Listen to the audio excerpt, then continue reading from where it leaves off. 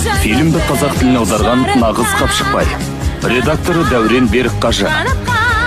Мәтінін оқығандар: Назерке Серікболова, Айнұр Бермұхамбетова, Жасұлан Ерболат, Олжас Шақыпбек, Шахмұрат Ордабаев, Ақнұр Тұяқбай, Рабиға Бекмағанбет, Нұркен Өтеуілов, Мирас Жанарбекұлы, Сая Тоқманғалиева, Алан Теңізбай.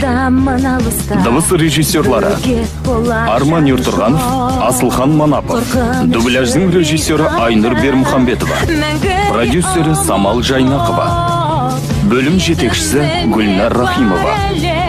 Фильмнің соңы 2016 жыл.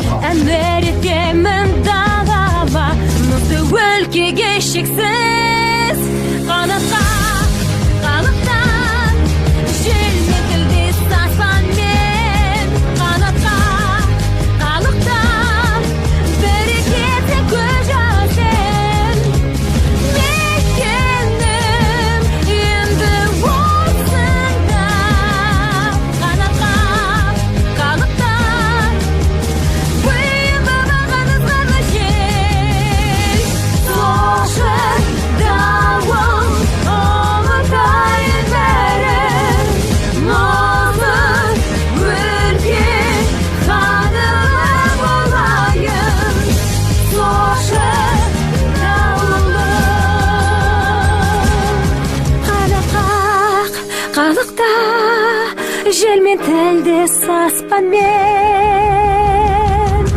қанатқа